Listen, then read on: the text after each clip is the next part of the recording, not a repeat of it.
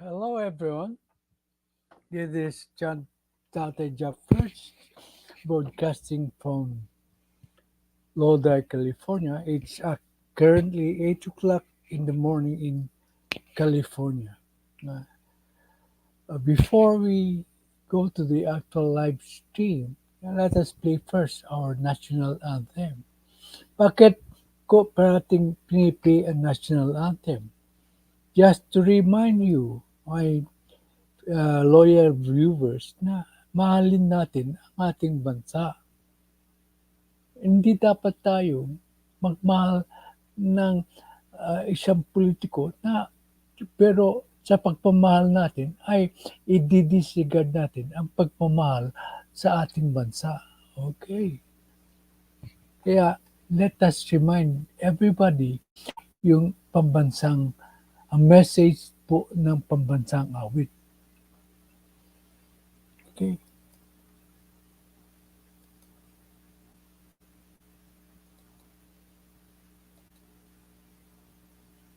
Mga kababayan, ang pambansang awit ng Pilipinas.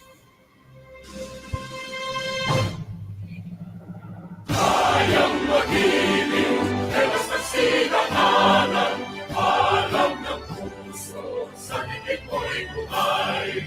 Lupang pinirang, kuya ka ng magiting, sa manlulubi, di ka pasisigaw, sa nagagang tutok sa simoy at sa langit ng bagaw, ay tinatang tulakawin sa pagkayang minamahal.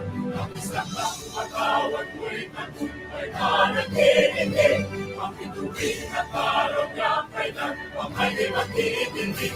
Lumang ang araw ng warhagit pagsinta, mo'y nangin sa piling mo. Ang bigaya ng kantay mga api, ang mamatay ng dahil sa'yo.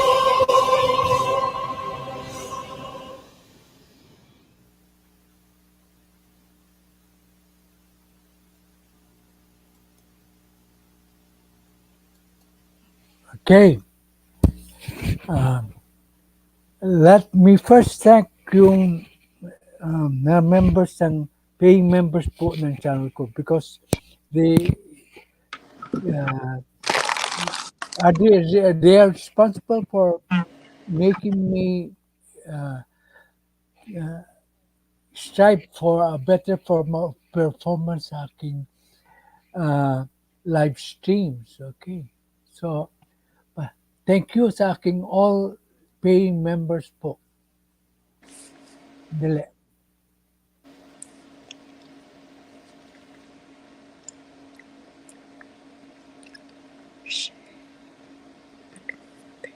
Okay, pagkibasa lang. Thank you to all the members of this channel. Preferred members, J. Dixon, J&L Opinions, JJ Ferns. Regular members, Judy Basco, Trexie Villa, Maribel Colmenares Zabala, Roger Evans, Lily Regasa, Lady Net, Ukbach 1975, Lady Queen V, the Pet Lover, Virgilio V.G. Villanueva, Ria Sipagan, Cipriano Fernandez, Jose Magno, Jason. Thank you for your continued support. Special thanks to Miss Lynn Tech and Miss Tessa Vargas. They have been very supportive of this channel. Thank you to Team Lentech and STV family. Thank you to all my loyal subscribers. Incidentally, if you want to become a member to help this channel, pumindot lang kayo dun sa join. I would appreciate it very much. Okay. Okay. Yesterday, I discussed yung tungkol sa a secret agreement, alleged po at that time, between President Rodrigo Duterte and China. Up to the very last moment, I tried to defend President Rodrigo Duterte, there is no evidence to the effect that he made an agreement with China. Okay. But then nagsalita siya. At dun sa pagsasalita niya, lumabas na nakipag-agree siya. I did not need the confirmation of the Chinese ambassador to the effect that there was an agreement to know that there was there was an agreement between entered into by President Rodrigo Duterte with China. Ang sabi ko nga kahapon, the fish ay nahuhuli sa kanyang bibig. Di ba? If you go back to my discussion and analysis yesterday, sinabi ko yan. It's so funny. The next day, it was confirmed po by the Chinese ambassador that there is such an agreement. So now, I said also that if there is such an agreement, that agreement would be at that time an impeachable offense. Kaya siguro isinikreto. Hindi mo na siya makakasuhan hindi mo na siya makakasuhan at hindi na siya mai-impeach kasi wala na siya sa gobyerno. Sinabi ko yan kahapon.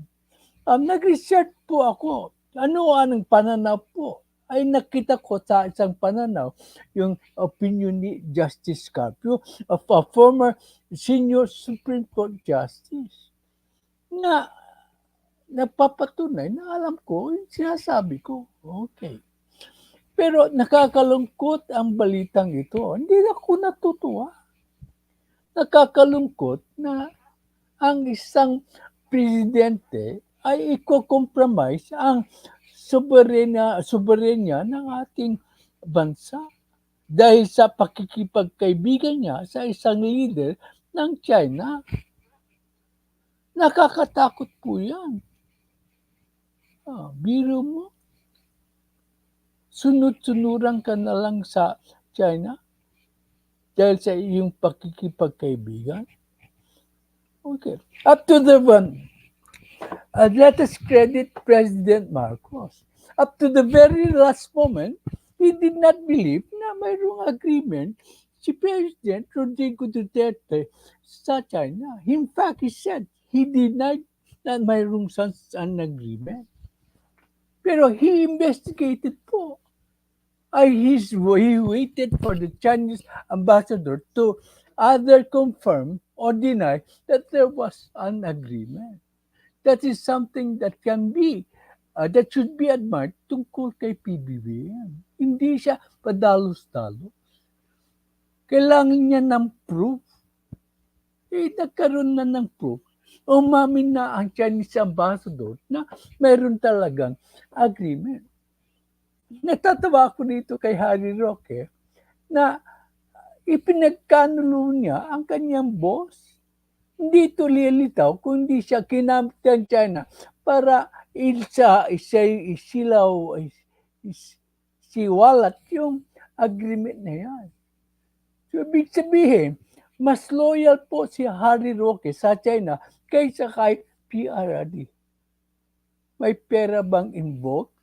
Kaya ginawa po yan ni Harry Roque. Pinahamak niya ang dating boss niya. Nandito na po si mama ng Pia de Cuspel. Hello. Sabi niya, Tatay, Nanay, JACKFERDZ, hello, good afternoon. Pero saka ko nababasahin yung komento ni JNL. Okay. Pero ito po ay nakakalungkot talaga. Basahin natin ngayon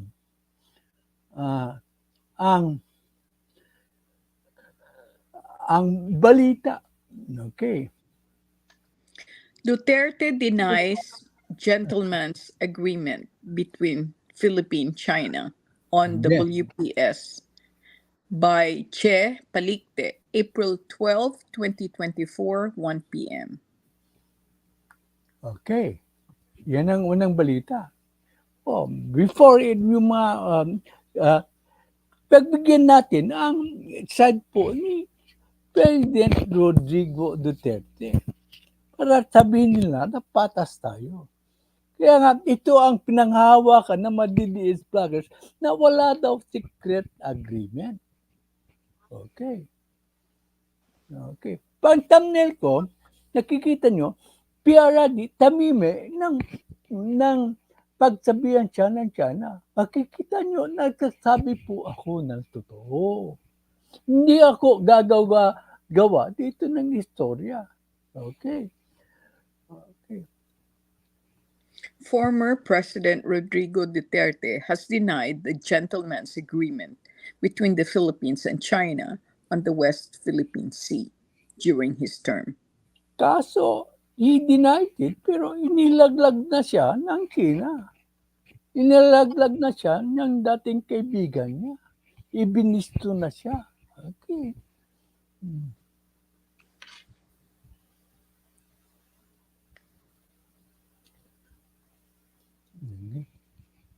In a late night press briefing Thursday, he said that having a gentleman's agreement is not a practice of the president.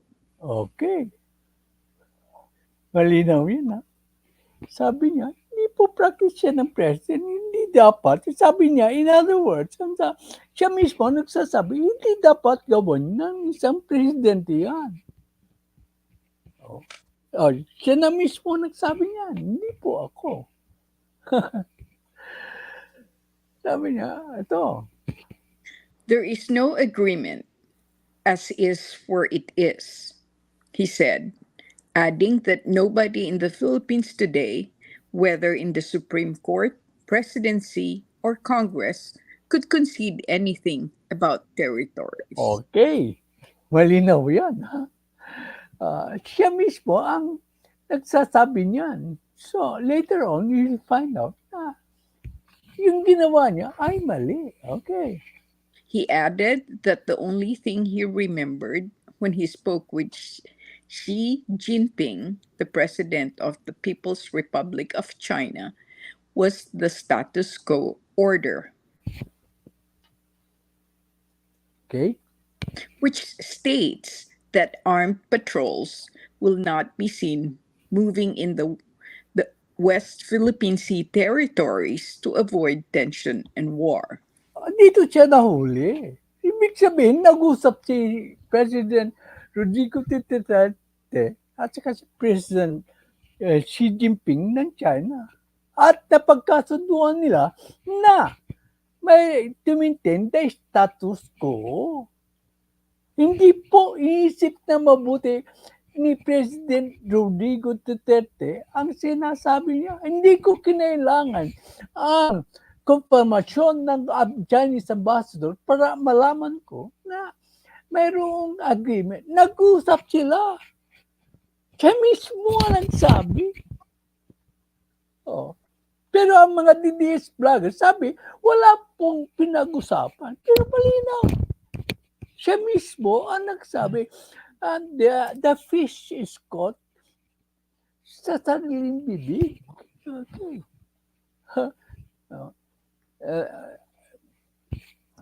That's what I remember. If it were a gentleman's agreement, it would always have been an agreement to keep the peace in the South China Sea, Duterte. He is tacitly admitting that he made that agreement in order to preserve the peace sa South China Sea. Contradicting po ang kanyang statement. Sabi niya, wala. Ang sasabi niya, kung mayroong mga agreement, ay it is because he wanted to keep the peace. Okay. He vowed to talk about the matter in the coming days to shed more light on the issue. I would advise President Rodrigo Duterte to think clearly, to think clearly what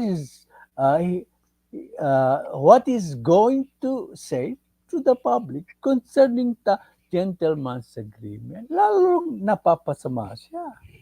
Kasi iba-iba, contradicting po ang kanyang statements. So, siya mismo ang nagko-contradict sa kanyang sarili. Okay. Okay. I will Okay. I will be expressing more in the coming days because I just received all documents of Malacanang about foreign policy. Nakakatawa ito. Kasi yung gentleman's agreement was not put in writing. Because if it was put in writing, it will be a document which need to be ratified by the Senate. Di ba sinabi ko sa inyo yan? So wala talagang lalabas ng dokumento. So this is gaslighting on the part of President Rodrigo Duterte. Yung mga documents daw, di, gentleman's agreement lang yan. Hindi mo makikita yan sa dokumento. Pag-isipan nyo ang aking sinasabi.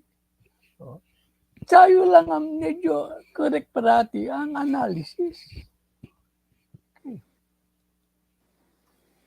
I just got it tonight, and I want to review all the agreements that we entered into by the Defense Department and me. Duterte. Okay. Kung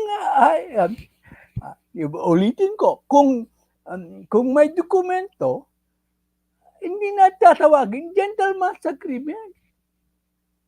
The gentleman's agreement is purely shaking hands. Di ba? They shake hands only. Yan ang agreement natin. Kaya nga tinawag na gentleman's agreement. They do not need to put it in writing because they are supposedly gentlemen. Okay. He recalled that when he went to China and spoke with the president, he opened up about the part of the China Sea that belongs to the Philippines. Okay. Dito siya, yung thumbnail ko po, dito nyo mapapatunayan na totoo po yung sinasabi ko. Nang nagpunta sa China, he opened up about the part of the Philippines that belongs to the Philippines. Ibig sabihin, mayroon kaming pag-aari. Hindi nyo dapat sakupin. Okay. There is a part of the China Sea that belongs to the Philippines. I just want to let you know.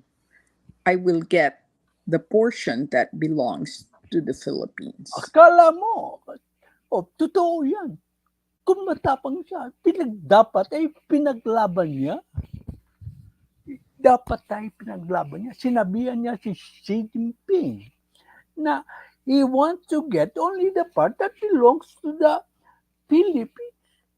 Anong nangyari? Bakit ang thumbnail ko ay ganyan? Dito niyo malalaman kung bakit ganon po. Okay, sa susunod na balita. Xi Jinping answered, "Do not do it. We are friends, and I do not want to destroy the friendship. It would mean trouble." Okay. Ito, pinagsabihan siya ni Xi Jinping. Tama na naman aking thumbnail. Hindi po ako nag-iimbento. Xi Jinping answered, "Do not do it. We are friends, and I do not want to destroy the friendship." Yung silang dalawa ang nag-uusap. Kung gagawin mo yan, Presidente Duterte, hindi na tayo magiging magkaibigan. And I don't want to destroy the friendship. It would mean trouble. Nung yan po ay pinagsabihan po siya ni Xi Jinping. Si mismong Presidente Duterte ang nagsiwalat yan. Hindi po ako. O, siya mismo ang nagsabi. Yung nagagalit kayong mga DD sa akin, pero tama ka ang aking analysis. Sige. Duterte said, adding that if they insisted on their way there, China would go to war. Oh, yan, akala ko ba matapang si Presidente Duterte? Nung sinabihan siya na ni Xi Jinping, natakot siya. Adding that if they insisted on their way, China would go to war. Compare it to PBBM. He did not succumb to the Chinese pressure. Instead, nanindigan po ang ating magiting na presidente na mag-resupply sa BRP Sierra Madre. Hindi po ginawa yan ang ating dating president. Natakot siya nung sinabihan po siya ng President of China. Natakot siya na magkakagera. Samantalang si BBM ay nanindigan. Panakutan siya na bakit hindi pa tayo ginigera. Kasi magaling si PBBM. Nagkaroon siya ng estratehiya na umanap ng kaalyado. Kaya ganun ang nangyari. At ganun ang diferensya between the supposedly matapang na presidente na natakot sa isang soft-spoken na presidente na hindi madadala ng pananakot. Okay. Sabi ni Ma'am Pia, how about if this ambassador had policy divide to conquer and we know they are expert in black propaganda? Correct. Magaling ang iyong. I'm sorry, hindi ako nagbibigay ng medal. Pero pupurihin ko kung magaling ang inyong mga komento. Magaling po yung komento mo. Correct. Gentleman's agreement. Just act, shake hand. Okay. Thank you, Mang Manang Pia, for agreeing with me. Sana magbibigay ako ng medalya. Pero ang isang taong pinagbigyan ko ng medalya, ininsulto ako. I give that medal. I don't need the medal. Give it to someone else. Ang medal po na yan is symbolic. Symbolic. Kung maganda ang inyong sinasabi, bibigyan ko niya medal. Pero tama rin siya. Kaya I listen to what my viewers are saying. Okay.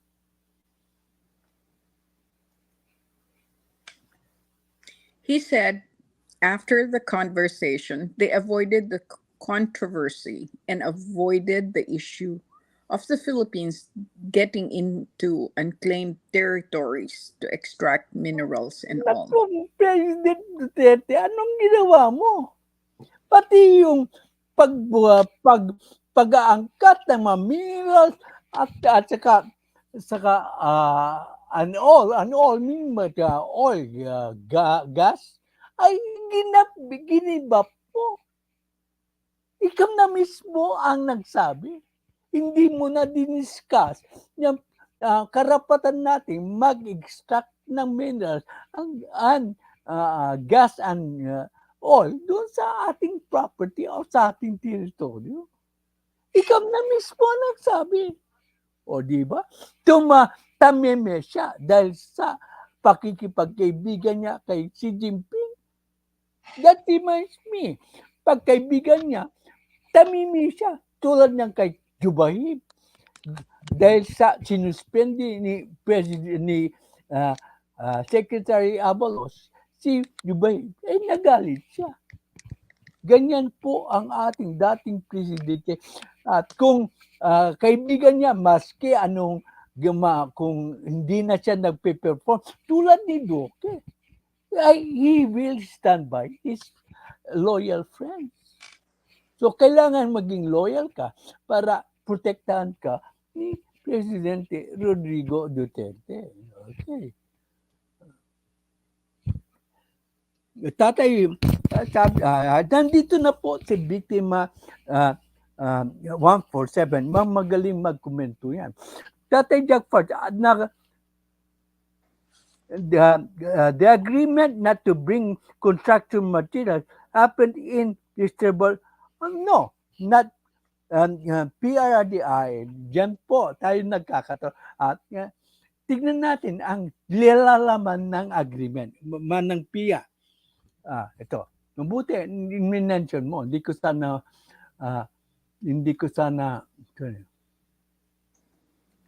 okay. Anong nilalaman ng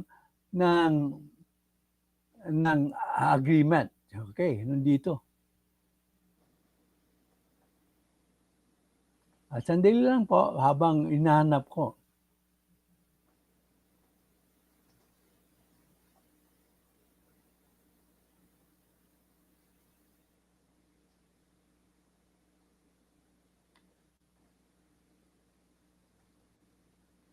Manang Pia, ito po. Salamat sa pagdi-dispute mo sa aking statement. Hindi po ako nag-iimbento po. So this is the agreement po. Okay. Other stories.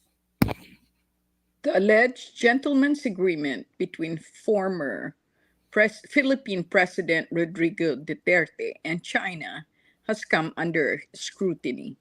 Ito po. Hindi po ako nag-iimbento. Salamat po, Manang Pia. Anong source mo? Google. Okay. Okay. According to Harry Roque, who served as Duterte's presidential spokesperson, the agreement pertained to handling tensions in the South China Sea. Here are the key points. Manang Pia, makinig kayo. I'm sure you have good intentions po. Agreement details. Ito na ang detalya po ng agreement. Okay. Ito po ang detalya ng agreement. Duterte supposedly enjoined the Chinese government to observe the status quo in the disputed waters. This meant no construction of military outposts. Okay, that is the first point.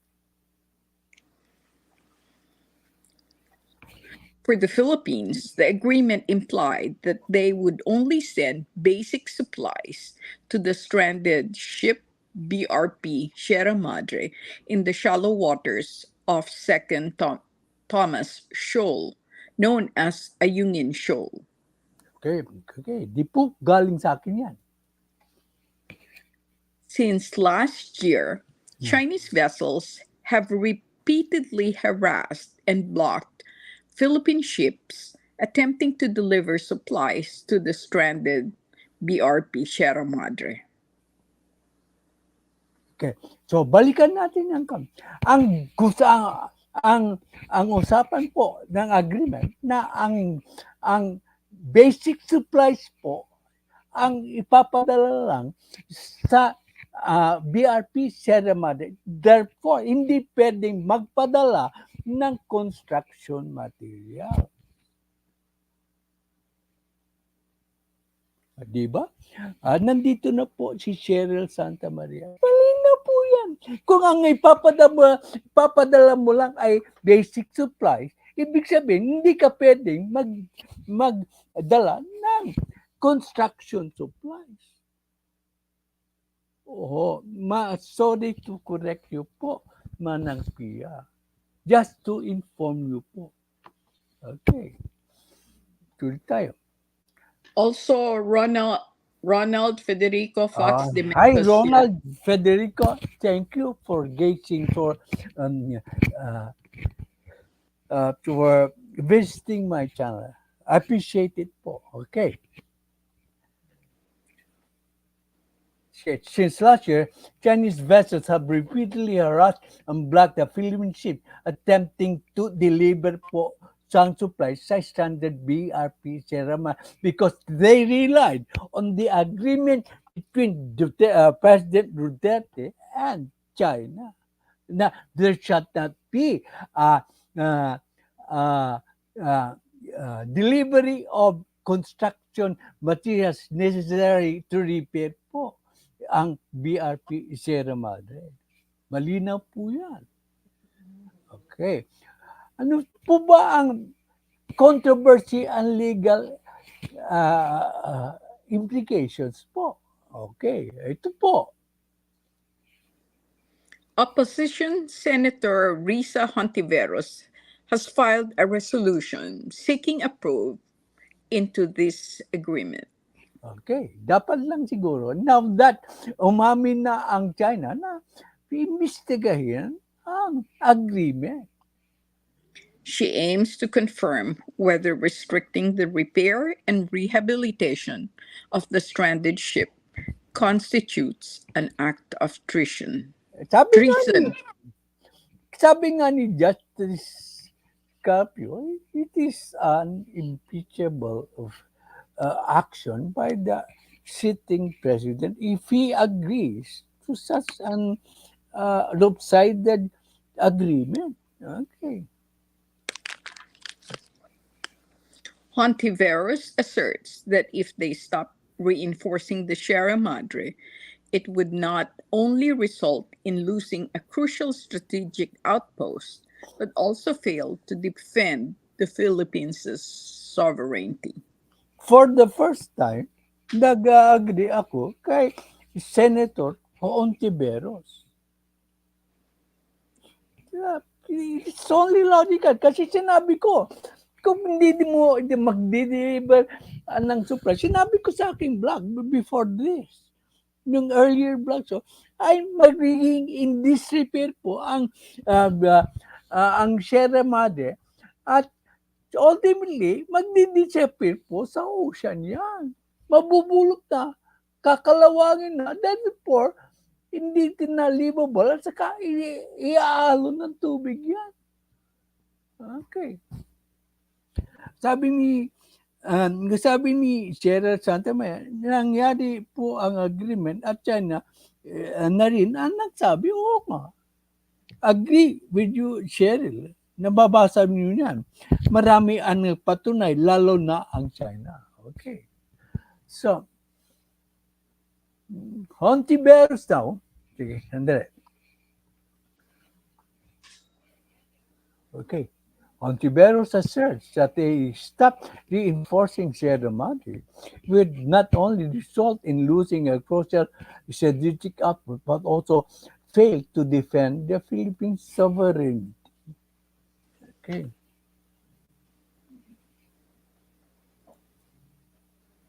Retired Supreme Court Senior Associate Justice Antonio Carpio views the agreement as lopsided and a disguised surrender of the country's rights. Sinabi ko rin yan. Bago ko nakalap sa research ko, ang mga sinasabi ng magagaling na tao. Tama po yung aking analysis. Current status, Duterte has denied the existence of any gentleman's agreement between the Philippines and China during his term. Okay. Pero napabula na niya na hindi totoo yung sinasabi po ng ating dating presidente na pinatunayan ng ambassador ng China. Sinabi niya na mayroong gentleman's agreement. Hindi po ako nagsasabi niyan. Isang patunay na tama ang interpretasyon ko sa mga sinabi ni PBBM tungkol sa the supposed gentleman's agreement. Okay, up to the very last moment, binigyan niya ng hindi niya inakusahan si Presidente Duterte na nagkaroon ng gentleman's agreement. Ito lang ang patunay na tama ang analysis ko. Ang mga obos na reporter, ang mali ang interpretasyon na sinundan po ng ating dating presidente kaya nagalit siya kay PBBM. Ito po, nung isang araw, sinabi ko na, si Benar News. Ano from the diplomat. Okay. Ang sabi ng diplomat, From the diplomat, Philippine president denies secret agreement on South China Sea. up to the very last moment, dinideny ni Presidente Marcos na mayroon secret agreement. Hindi niya inakusahan si PRRD na nakipag-agree until the very last moment. Nauna pa ako na sa pagdiskubre na mayroon talagang secret agreement based on my critical analysis. Pero si Presidente, binigyan pa rin niya ng doubt na mayroon pong secret agreement. Nangyari yan. Paano? Hindi niya sinabi, he is horrified that there was an agreement between China and President Rodrigo Duterte. He was horrified.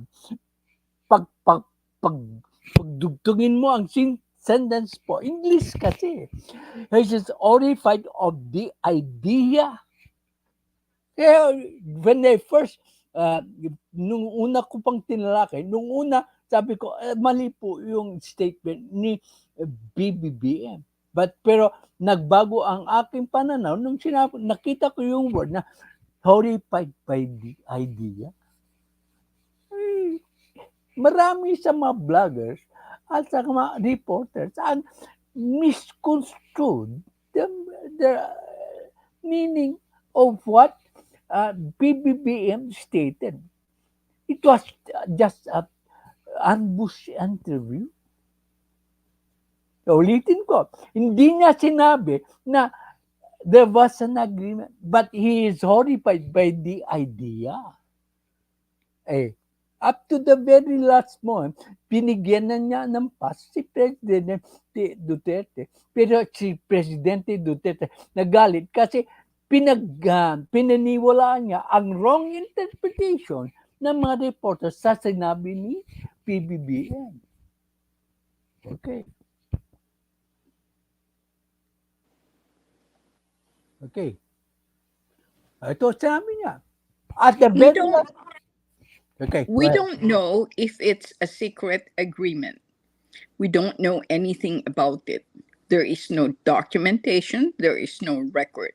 Okay. Marcos told reporters. Di ba? Yan ang correct interpretation po. That is the correct interpretation. Up to the very last moment, pinigyan niya. Hindi siya niniwala. Until the ambassador of China confirmed that there was a secret agreement. Okay, di ba? Okay.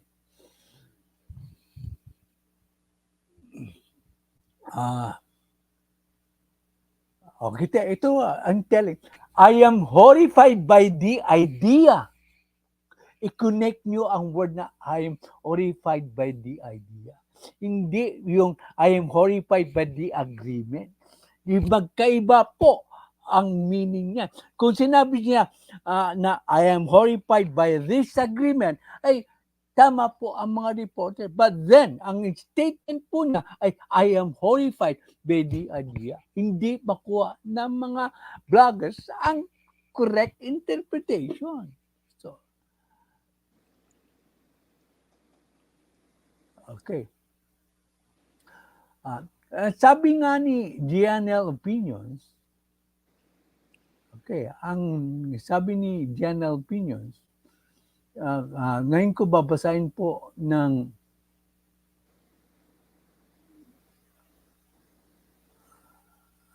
nasan ba yung comment ni GNL Opinions? Feels very good.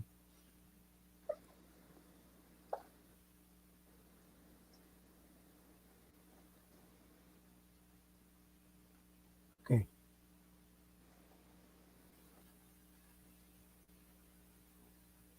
Okay, wait a moment. Okay. Hi, sabi ko, hi JNL Opinions. I'm looking forward sa mga insights and mo tungkol sa current issues. Ang sabi niya, okay, basahin mo nga.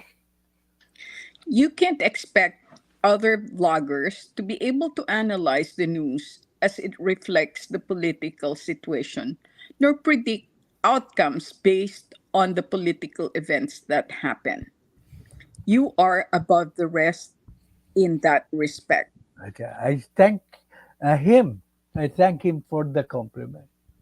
Kasi yung ibang ay hindi marunong pong mag-interpret, sad to say. So, uh, so okay. Punta na tayo sa meat ng ating news.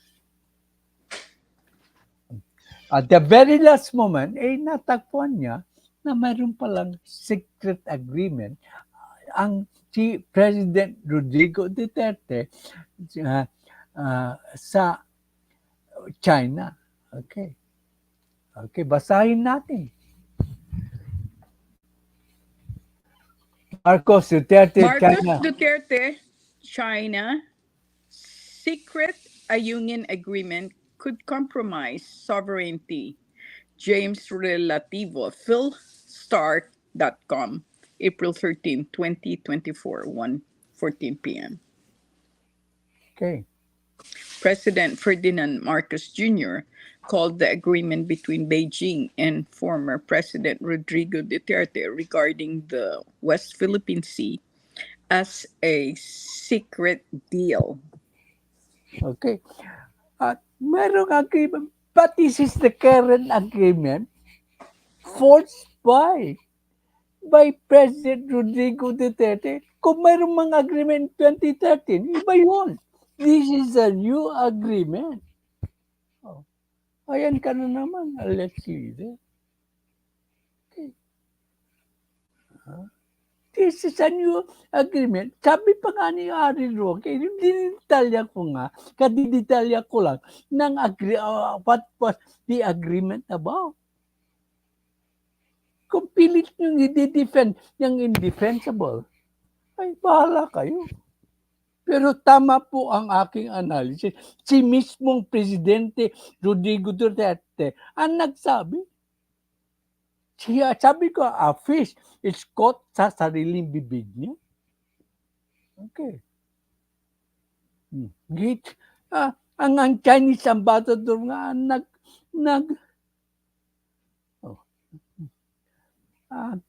I am sorry.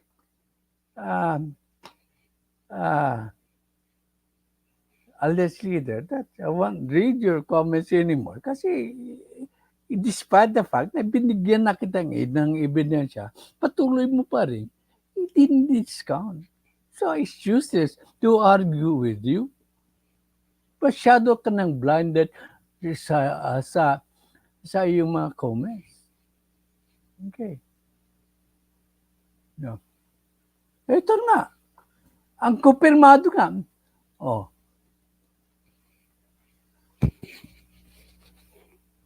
Ito, malinaw po. Alias leader.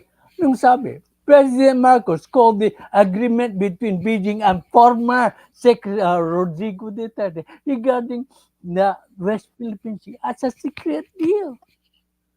Hindi ba malinaw sa iyo yan? O talagang bulag ka sa iyong pag-idolize kay President Rodrigo Duterte? Mismong Chinese ambassador confirmed that there was an agreement between President Rodrigo Duterte and China. Hindi po ako ang nagsasabi niyan.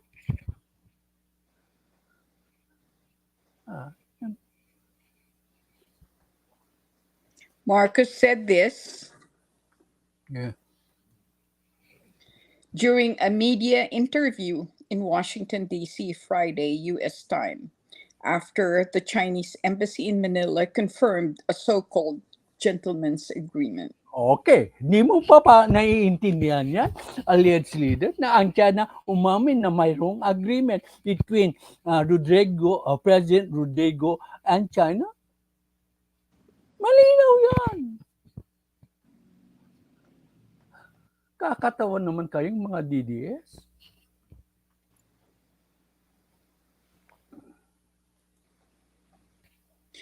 with the past government regarding the Ayungin Shoal, a feature within the Philippine Exclusive Economic Zone, EEZ, claimed by Beijing.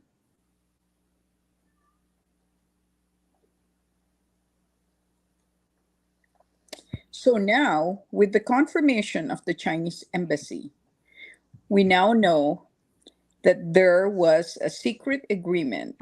Now, this is the second question that I have is what is contained in the second agreement?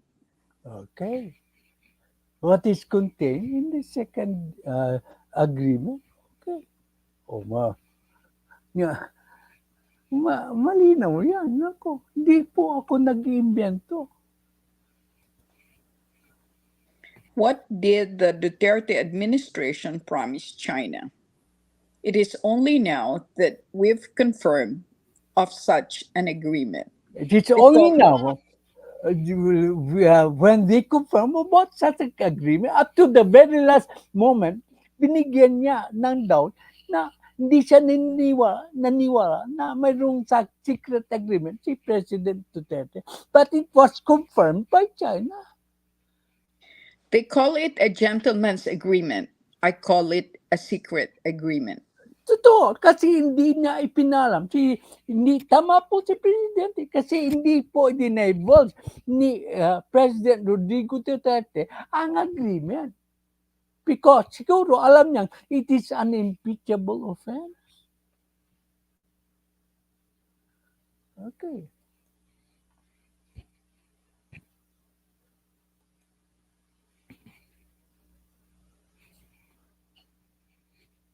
What did the Duterte administration promise China? Ano ang pinamis niya sa China?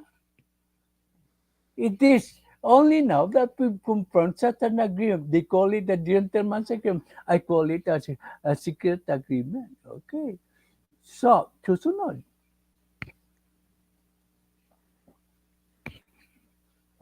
Ulit.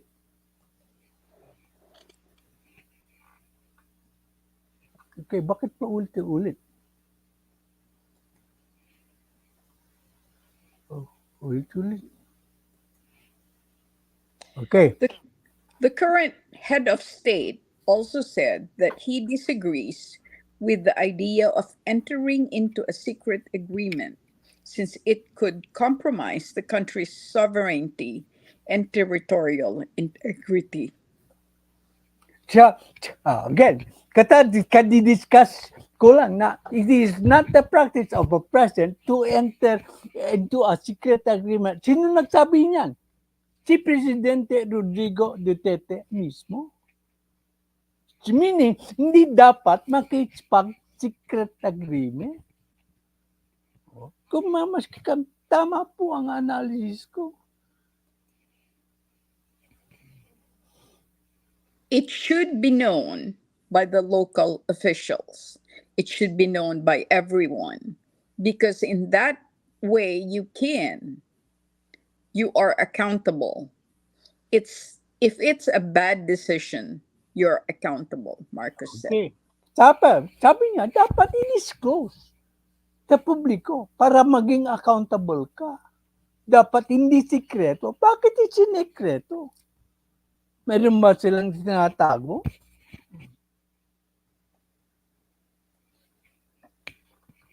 Tell us that you made a mistake, right? What are you hiding? Why did you keep it a secret? What are you hiding? Why was it a secret? Okay. Repetitive. Very telling po ang question ni President Marcos. Bakit nyo itinago? Kung maganda ang purpose nyo, bakit po nyo itinago? President Rodrigo Duterte.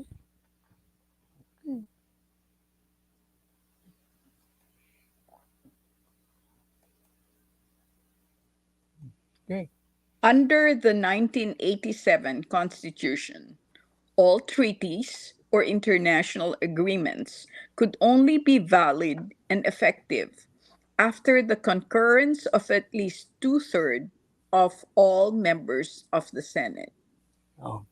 Kaya nga sinabi ko, if it is an agreement, it should be in writing to be ratified po ng Senado. Sinabi ko yan kahapon. If it's not in writing, it is not binding sa next administration na ni President Bongbong Marcos because there was no written agreement. Kaya hindi po binding. Kung nakipag-ugnayan pa naman si President Rodrigo Duterte, is not binding sa ang effect niyan sa ating bansa dahil nagpalit na ng administration. The president has the option to continue the agreement or to scrap the agreement altogether. Okay. The last ko po yung yung unang balita, ayun ito. Siya pala I had several breaking news. Kung gusto niyo ng breaking news, press niyo po yung notification bell para makinig. So,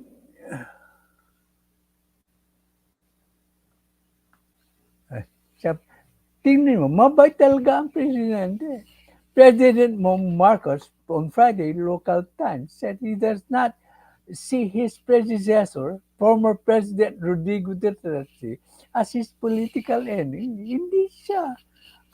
Hindi ko na masyadong babasahin kasi diniscuss ko na yan sa breaking news. Okay. So, mababasa nyo dyan. Okay. Sabi ko, okay ito. I asked the web the question, is the alleged gentleman's agreement an impeachable offense? And here is the web's answer. Sabihin, nagtatanong po ako, nag-research. Hindi ka ko basta-basta na nagbibigay ng opinion, unlike other bloggers po. Always with credible evidence ang aking sinasabi. Okay, ex-Justice Carpio on this opinion on this matter. Sa web po kinuha ito. The charges can no longer be filed against former President Rodrigo Duterte over the supposed gentleman's agreement with China as he is no longer a public official. Ibig sabihin, it's an impeachable offense. Di ba sinabi ko yan nung discussion ko? So meaning my analysis was correct. Okay. Sabihin na, kailan ako pumaltos na kailan ako nagbigay ng fake news. Okay. Retired Supreme Court Associate Justice Antonio Carpio said, unfortunately, wala na siya sa politika ngayon. And unfortunately, wala na siya sa politika ngayon, position ngayon, is not a government official. Kasi impeachable yan, culpable violation of the Constitution. Hindi siya presidente, hindi na siya impeachable. I've got a question. Can I ask a question? Yeah, yes. What about if he runs for another office, like senator? No. Would it? He's not going to be impeached because he's no longer the president.